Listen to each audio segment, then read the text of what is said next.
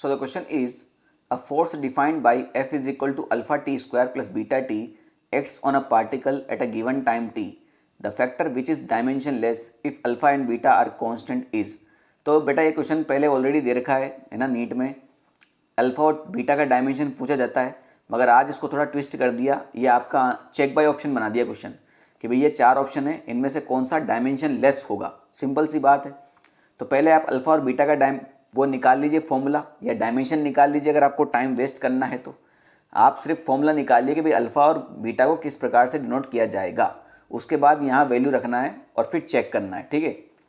जैसे समझें यहाँ पर सिंपल प्रिंसिपल ऑफ होमोजेनिटी का क्वेश्चन है ये, F is equal to alpha T square plus beta T दिया गया है। तो इसको मैं चाहूँ तो F minus alpha T square minus beta T is equal to 0 लिख सकता हूँ। तो प्रिंसिपल ऑफ होमोजेनिटी क्या बोलती है, अगर दो फिजिकल क्वांटिटी के बीच में प्लस और माइनस का साइन है, इसका मतलब उन दोनों का डायमेंशन सेम है। यानी यहाँ पर f is equal to alpha T square का डायमेंशन सेम होगा, यानी अल्फा का डायमेंशन किसका बराबर हो जाएगा, f divide by T square के। उसी प्रकार f जो है आपके बीटा टी के डायमेंशन के बराबर होगा, है ना। इसको ऐसे लिख सकते हैं ना, dimension of f is equal to dimension of beta and to dimension of T.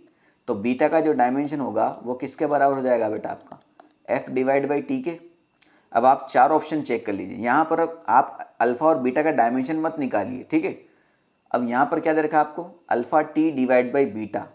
तो अल्फा कितना है बेटा अपना, f divide by T square, है ना, इंटू टी, और डिवाइड बाई बीटा, तो बीटा यहाँ डिवाइड हो जाएगा, तो f डिवाइड बाई टी, तो टी ऊपर चला जाएगा, f से f खत्म हो गया, और ये भी बचा टी स्क्वायर, तो टी स्क्वायर से टी स्क्वायर खत्म हो गया। तो ऑप्शन नंबर ए ही आपका करेक्ट आंसर होगा, ठीक है। आप चाहें तो बाकी को भी चेक कर सकते हैं। अल्फा है अपना f divide by T square, और बीटा है अपना f डिवाइड बाई टी, और t तो t है ही सही, तो बेटा ये t से t कटेगा, मगर ये f cube divide by T square होगा, तो ये तो डायमेंशन लेस नहीं हो सकता।